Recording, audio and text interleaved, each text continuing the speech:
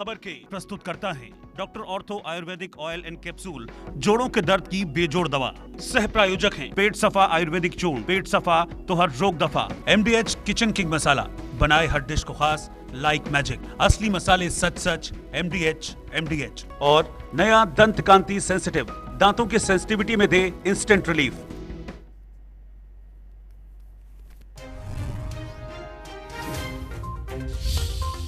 छत्तीसगढ़ के सीएम भूपेश बघेल ने की प्रेस वार्ता के दौरान की 5 अहम घोषणाएं। सरकार बनने पर 300 यूनिट तक फ्री बिजली देने का किया ऐलान।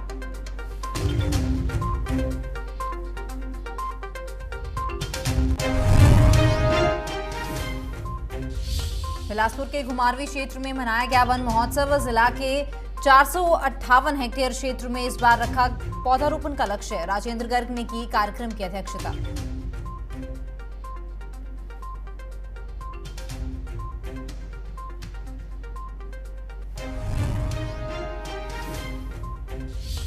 HRTC पेंशनर कल्याण संघ ने DC को सौंपा ज्ञापन। सेवानिवृत्त कर्मचारियों और दर्ज FIR को रद्द करने की मांग। कर्मचारी सरकार से कई बार लगा चुके हैं गुहार, नहीं हुआ कोई समाधान।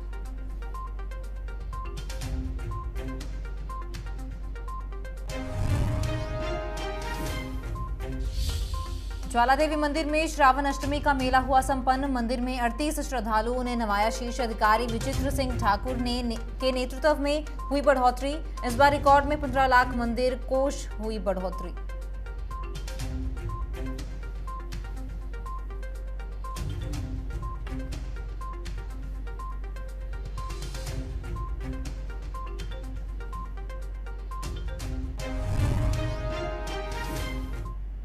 नमस्कार, इंडिया न्यूज हिमाचल पर आपका स्वागत है। मैं हूं आपके साथ तमन्ना अरोड़ा। बुलेटिन की शुरुआत करेंगे सोलन की खबर से। हिमाचल प्रदेश के मुख्यमंत्री जयराम ठाकुर ने सोलन में विभिन्न विकास परियोजनाओं के दृश्यों से उद्घाटन और शिलान्यास किए हैं, जिसमें उन्होंने कहा है कि हमें खुशी है कि हम हिमाचल प्रदेश के गठन के 75 वर्ष मना रहे हैं और आज सोलन जिला में 2 कार्यक्रम भी सफल रहे हैं। मुख्यमंत्री ने कहा कि हम हिमाचल यात्रा को हिमाचल प्रदेश के लोगों को समर्पित कर रहे हैं। इसके साथ ही हम युवाओं को हिमाचल प्रदेश का इतिहास जानने के लिए भी प्रेरित कर रहे हैं।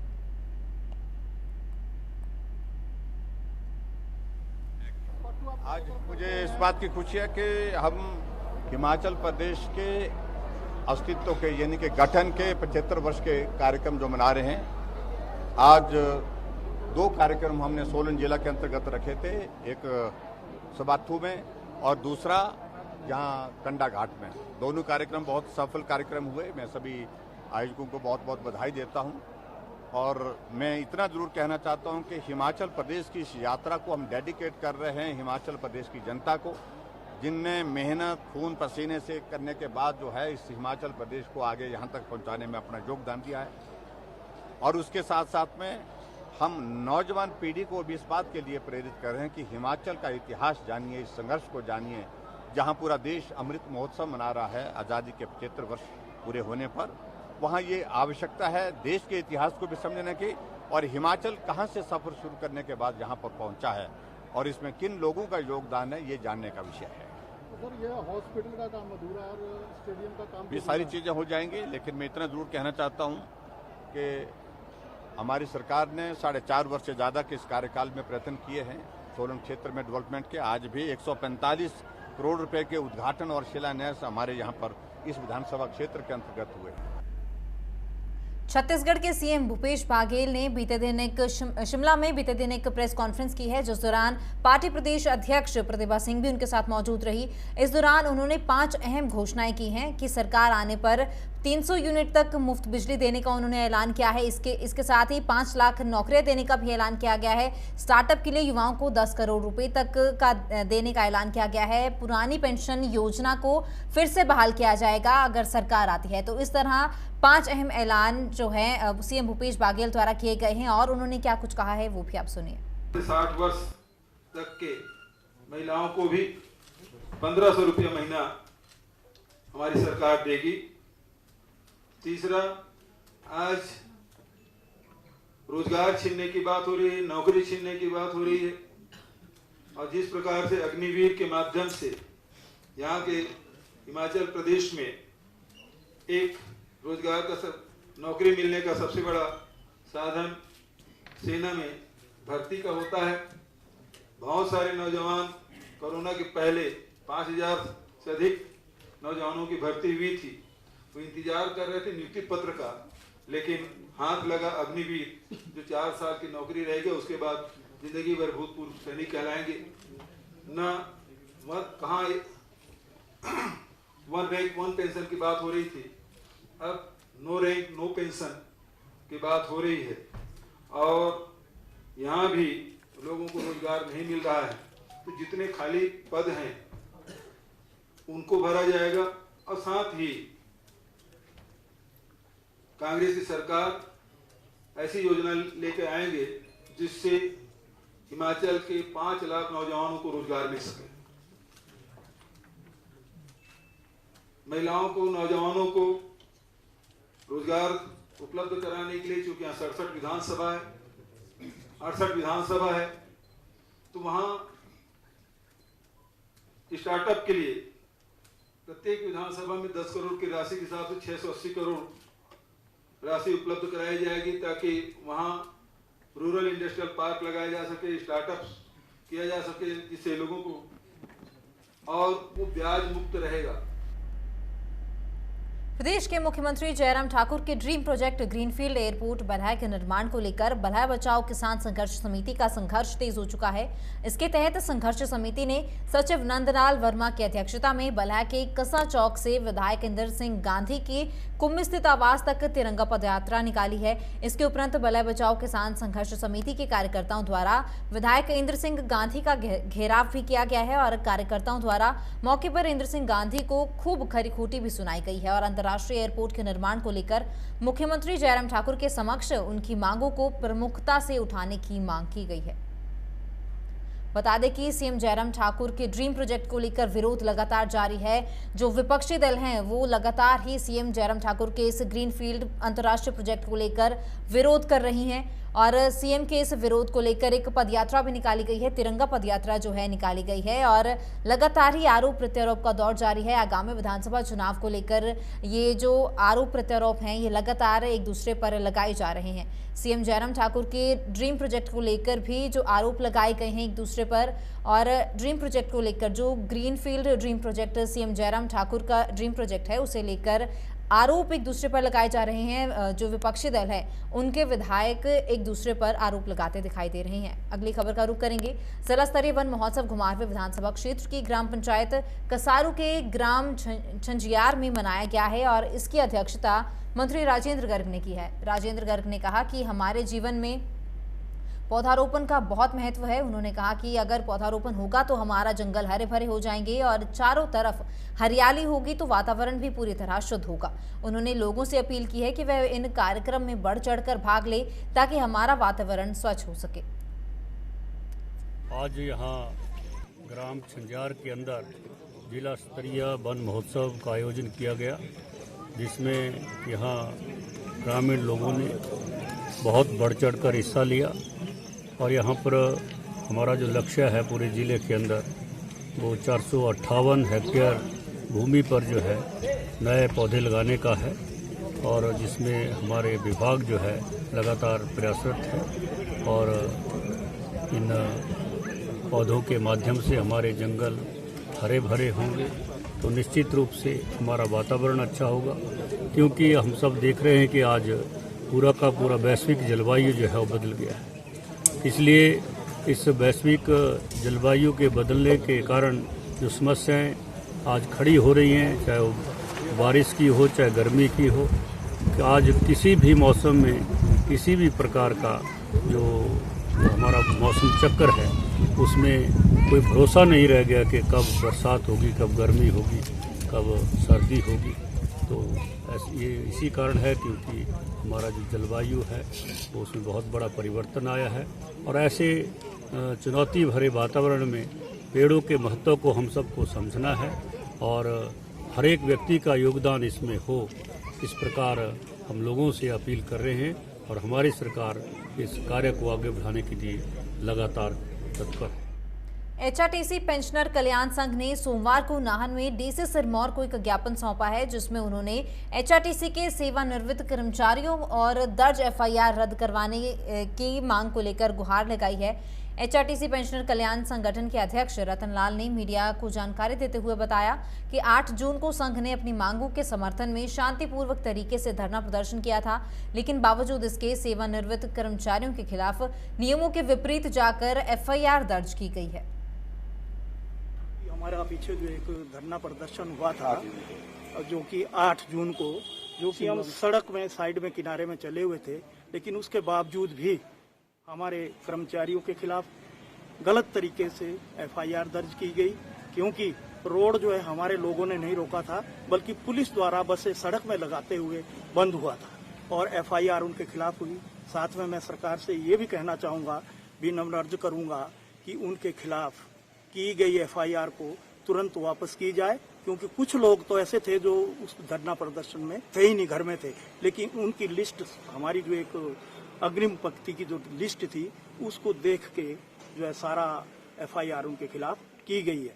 तो बार बार मैं आपके माध्यम से निवेदन करूंगा हिमाचल सरकार से कि वो एफआईआर जो है तुरंत निरस्त की जाए, और वही ज्ञापन देने हम जिलाधीश महोदय को देने जा रहे हैं। से वार्तालाप करेंगे कि हमें जल्दी से एरियल भी दिया जाए।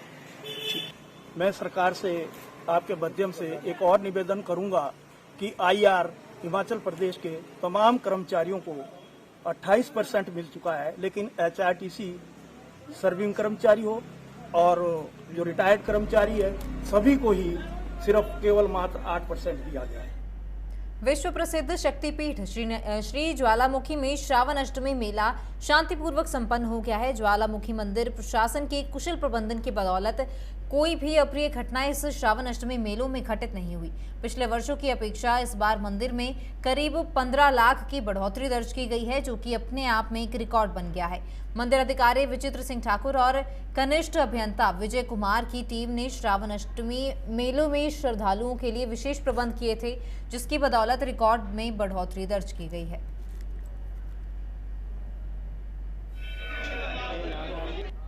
इस बार के जो श्रावण अष्टमी मेले हैं वो बहुत ही शांतिप्रिय तरीके से निर्विवाद जो है संपन्न हुए हैं। किसी भी प्रकार की कोई भी अप्रिय घटना घटित नहीं हुई है।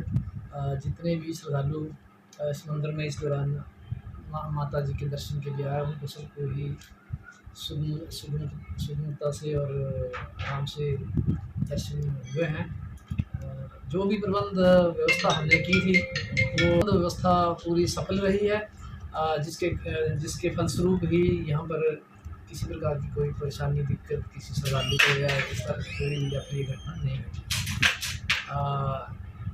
इस बार पिछले वर्ष के मुकाबले, जैसे पिछले वर्ष इन मेलों के दौरान मंदिर न्यास को 25 लाख की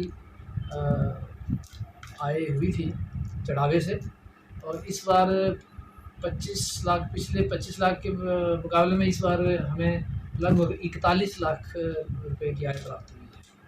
तो चढ़ावा, मंदिर के चढ़ावे में भी काफ़ी लगभग 40% वृद्धि दर्ज की गई है, और श्रद्धालुओं की संख्या भी अच्छी खासी इस बार आई थी। और माता के आशीर्वाद से हम जितने भी लोग दर्शन के लिए आए, हम उनको सुरक्षित तरीके से और बढ़िया तरीके से उनको दर्शन कराने में सफल रहे। ये सब माता जी के आशीर्वाद से ये संभव। प्रदेश की दूसरी राजधानी धर्मशाला में सोमवार को एचआरटीसी पेंशनर्स मांगों को लेकर सड़कों पर उतर आए हैं। मांगों पर कार्रवाई न होने पर पेंशनर्स ने जहां विधानसभा चुनाव में नोटा दबाने की बात कही है, तो वहीं फिर से सड़कों पर उतरने के बारे में भी सरकार को चेताया है। साथ ही पेंशनर्स का कहना है कि शिमला में प्रदर्शन के दौरान उनके खिलाफ दर्ज एफआईआर वापस ली जाएं। यदि सरकार ने मांगों पर जल्द कार्रवाई नहीं की तो पेंशनर्स चुनाव में नोटा दबदबाएंगे और फिर से सड़कों पर उतरने से भी गुरेज नहीं करेंगे। और आज जो हमारी मांग है, मुख्य मांग हमारी जो ये है कि 8 जून को जो हमारा शिमला में धरना प्रदर्शन था, उसमें हम बिल्कुल शांतिपूर्वक चले हुए थे, और पुलिस ने झूठे केस जो हमारे 8 आदमियों के ऊपर, जो हमारे लीडर थे, उच्च कोटि के लीडर जो हैं, उनके ऊपर एफआईआर दर्ज की है। हम चाहते हैं सबसे पहले तो उसको विड्रा किया जाए। नंबर 2, आज दिन तक जो हमारे भत्ते हैं पेंशन का स्थायी समाधान जो है वो आज तक नहीं हुआ है, झूठे आश्वासन दिए गए हैं। दूसरा 2 साल हो गए हमारा जो चिकित्सा भत्ता है, मेडिकल बिल जो है वो आज दिन तक कोई भी भुगतान नहीं किया गया, जबकि हमारे जो सेवानिवृत्त कर्मचारी हैं उनकी उम्र कम से कम 70, 80 और 95 साल के जो बुजुर्ग हैं वो हो चुके हैं, जो बीमारियों से पीड़ित हैं, लेकिन बिल का भुगतान जो आज दिन तक नहीं किया गया है। और आज दिन तक जो जुलाई की हमारी पेंशन है वो आज जो अगस्त 8 होने जा रहा है, लेकिन हमें वो पेंशन नहीं दी गई है, जबकि हमारे साथ जो एमडी महोदय की और मंत्री महोदय की जो बातचीत हुई थी उसमें फैसला लिया गया था कि आपको जो पेंशन है वो 3 तारीख से पहले जो आपके खाते में पड़ जाएगी। इस करके हमने आज पूरे हिमाचल प्रदेश में और अपने अपने हेडक्वार्टरों पे फैसला लिया है कि आज हम डीसी साहब को इसका विज्ञापन देंगे कि ये FIR दर्ज की जाए, हमारे भत्ते को जो उनका हल किया जाए। अगर ये हल नहीं करते तो आगे की रणनीति हम दोबारा तैयार करेंगे और सरकार के विरुद्ध जो है हम धरना प्रदर्शन फिर दोबारा करेंगे। हिमाचल प्रदेश में कुछ समय के बाद ही अब विधानसभा चुनाव होने वाले हैं, तो ऐसे में जनता के बीच राजनीतिक पार्टियों ने भी अपनी पकड़ बनानी शुरू कर दी है, जिसके चलते जिला कुल्लू के मुख्यालय ढालपुर में कुल्लू ब्लॉक महिला कांग्रेस कमेटी की बैठक आयोजित की गई, जिसमें प्रदेश की महंगाई, भ्रष्टाचार और बेरोजगारी के मुद्दे को लेकर महिला कांग्रेस घर घर जाएगी और हर बूथ पर 10 महिलाओं को जोड़ने का अभियान भी शुरू किया जाएगा। भ्रष्टाचार, महंगाई और बेरोजगारी, ये 3 मुद्दे हमारे महिला कांग्रेस के प्रमुख रहेंगे, जिनको लेकर हमारी महिला कांग्रेस आएगी। और यहाँ एक और मुद्दा हमने सुना है कि महिलाओं का कुछ भर्ती हो रहा है, कुछ 3,500 हज़ार रुपये का जो दिया जाए, इसमें कंधों के ऊपर 50 किलो के बोझ लेकर महिलाओं को उठवाया गया था। ये एक बड़ा मुद्दा है यहाँ के लिए। और काफ़ी सारे यहाँ लोकल महिलाएं हैं जो अभी बीजेपी का शासनकाल में आपका जो किसानों को जो 2,000 रुपया शायद हर किसान को देंगे करके बोले थे, बाद में बीजेपी सरकार मुकर गई कि आपके बीघा वाइज मतलब जिनके कम हैं उनको काट के फिर इन 2,000 रुपये उनको एक्स्ट्रा ब्याज के तौर पे लिया जाएगा। महंगाई के मुद्दे को लेकर तो इतने सारे हैं कि हम गिन नहीं सकते, क्योंकि कोई भी चीज़ ऐसी नहीं है जो महंगी नहीं हुई। उन्होंने जो GST की बात की थी, आज GST हमारा सबसे बड़ा सर का बोझ बना हुआ है। GST में पहले सिंपल भाषा में इन्होंने बोला था कि आपका सभी जगह समान टैक्स लगे, समान रूप से टैक्स लगेंगे हर एक चीज़ का, लेकिन अभी GST सबके लिए मतलब एक क्या करूँ बड़ा ही बोझ हो गया है। कोई भी चीज़, जैसे आप होटल में खाना खाने जाओ, कोई चीज़ खरीदो, कपड़े खरीदो, जूते खरीदो, ये सब की बात है। तो GST इन्होंने हर चीज़ में लगाए हुए, ये एक बड़ी मार है।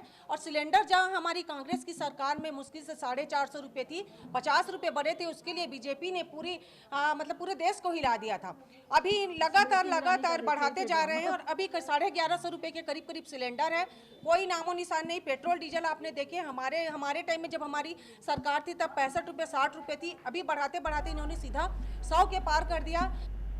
श्री नैना देवी विधानसभा क्षेत्र के अंतर्गत पड़ने वाले सलवा पंचायत की खाल और टिब्बा गांव के लोग 15 अगस्त को 75वें आज़ादी महोत्सव की बजाय गुलामी दिवस के रूप में उसे मनाएंगे। यह बात एक पहल संस्था के मुख्य प्रवक्ता अजय शर्मा ने पत्रकारों से बातचीत के दौरान कही। अजय शर्मा ने कहा कि 1 महीना पहले दोनों गांव की सड़क को पक्का करने के लिए आंदोलन किया गया था और सीएम जयराम ठाकुर ने घोषणा की थी कि जल्द इसकी मरम्मत करवाई जाएगी, लेकिन 1 महीना बीत जाने के बाद भी कोई कार्रवाई नहीं हुई है। इस बैठक में यह निर्णय लिया गया है कि जहां 15 अगस्त को पूरा देश आज़ादी का 75वां अमृत महोत्सव मनाएगा, वहीं इन दोनों गाँव के लोग 15 अगस्त को गुलामी दिवस के रूप में मनाएंगे और वोट न डालने का भी दृढ़ संकल्प करेंगे। उनका जो अपना विधानसभा क्षेत्र है उसका हर गांव कमजोर है, वहां सड़कें नहीं है, उनको इस बात का कोई ध्यान नहीं है। वो भी अपने हाईकमांड आकाओं को खुश करने के लिए पत्रकार सम्मेलन करते हैं, लेकिन लोगों के सम्मेलनों में नहीं जाते। तो हमने आज ये फैसला किया है 15 तारीख को खाल के लोग अपनी मीटिंग करेंगे, किसी नेता के बिना मीटिंग करेंगे। वहाँ पे ये फैसला लिया जाएगा जो आज हमने मीटिंग की है कि आने वाले विधानसभा के जो चुनाव हैं उनमें खाल टिब्बा के लोग जो हैं वो इस बार जो शामिल नहीं होंगे। हमने ये फैसला किया है। बाकी 15 तारीख को आपसे मुखातिब होके एक प्रॉपर वे में आपको सुनाया जाएगा। जो आज की मीटिंग में फैसला, लोगों को ये संवेदना दिखाई जाएगी कि हमें इलेक्शन में वोट डालने का कोई फ़ायदा नहीं है। दूसरी बात, हम आज़ाद नहीं हैं, हमें आज़ादी का नहीं पता चला।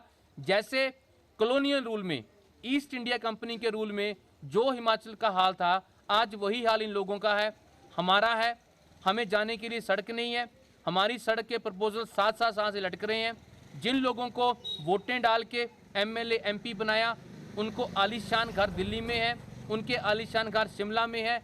हमारी किसी को चिंता नहीं है। हमारी माँओं की, हमारी बहनों की, हमारी बच्चियों की, हमारे बच्चों की पढ़ाई की, हमारे बुजुर्गों की, गर्भवती महिलाओं की, बीमार बच्चों की किसी को चिंता नहीं है। हिमाचल जन क्रांति पार्टी के प्रदेश उपाध्यक्ष महेश सैनी ने कहा कि हिमाचल प्रदेश को अपने प्रदेश की सरकार की आवश्यकता है, जो कि स्थानीय मुद्दों को भली बातें जानती हो। आज तक जो भी सरकारें बनी वो दिल्ली से चलती आई हैं, तभी वह कभी हमारे दुख दर्द को नहीं जान सकती। साथ ही उन्होंने कहा कि हिमाचल जन क्रांति पार्टी प्रदेश के सभी विधानसभा क्षेत्रों में अपने प्रत्याशी उतारकर चुनाव लड़ेगी और 50% युवाओं को टिकट दिया जाएगा। वहीं उन्होंने बताया कि ये टिकट आम युवा को मिलेगा और अन्य पार्टी की तरह चर्चित चेहरे मैदान में नहीं उतरेंगे। हिमाचल जन क्रांति पार्टी का मेन उद्देश्य है स्वास्थ्य, शिक्षा, रोजगार और पेंशन। इन चारों पे हमारी पार्टी काम कर रही है। इसमें सारे युवा वर्ग भी आ जाते हैं और दूसरे युवा वर्ग भी आ जाते हैं। तो इसका हमारा मेन उद्देश्य जो है कि अच्छी स्वास्थ्य, अच्छा रोजगार, अच्छी शिक्षा और बाद में ताकि बुढ़ापे में पेंशन मिले। और इसके अलावा हमारा जो मेन है कि हम ठाठ की ठाठ सीटों पे इस बार इलेक्शन लड़ेंगे और सारे हमारे जितने भी उम्मीदवार होंगे वो युवा होंगे और कोई भी राजनीतिक चेहरे नहीं होंगे। अगर देखें आप, अगर आपने आम आदमी पार्टी की बात की, आप पंजाब में देख सकते हैं, अभी तक किया उन्होंने बोला कि बिजली फ्री देंगे जुलाई से, हम अभी तक हो पाए कुछ नहीं पाए। इसलिए सब बातें हैं और कुछ नहीं है। हम ये कह रहे हैं कि हम यहाँ का क्षेत्रीय दल है, हम यहाँ की प्रॉब्लम को अच्छी तरह से समझते हैं कि क्या यहाँ की समस्याएँ हैं और उन्हीं पर हम काम कर रहे हैं। हमने कहा कि हम आप मुफ्त नहीं देंगे, उससे क्या होता है मुफ्तखोरी की एक आदत बन जाती है। हमने कहा कि हम एक उचित दाम पे जनता को देंगे ताकि उन पे बोझ ना पड़े, क्योंकि यहीं पे पैदा होता है, यहीं पे बनता है, सब कुछ होता है और यहाँ की जनता के लिए महंगा है। इसलिए हम चाहते हैं कि एक सरकार एक नियंत्रित करे, कंट्रोल करे रेट। हम ये नहीं कह रहे हैं कि फ्री देंगे, लेकिन हम एक नॉमिनल रेट पे आप सबको बिजली और सीमेंट देंगे। बिजली संशोधन कानून 2022 के खिलाफ सोमवार को प्रदेश व्यापी धरना प्रदर्शन किया गया। इसके तहत मंडी जिला की HPSCP एम्प्लॉयज यूनियन ने सुंदरनगर में केंद्र सरकार द्वारा बिजली कंपनियों के निजीकरण के लिए संसद के इस सत्र में बिजली संशोधन कानून 2022 को संसद में लाने का जोरदार विरोध किया है। यूनियन ने दो टूक शब्दों में जताया कि अगर शीघ्र ही इस कानून को वापस नहीं लिया गया तो मजबूर होकर इस आंदोलन को और उग्र कर दिया जाएगा और जिसके परिणाम चुनावों में सामने आएंगे। बंद करो बिजली बोर्ड का निजी, होश में आओ कर्मचारी एकता जिंदाबाद, इलेक्ट्रिसिटी एक्ट 2022 डाउन जिंदाबाद। वीडियो बनाना, शॉर्ट बनाना, डाउन इलेक्ट्रिसिटी एक्ट 2022 डाउन।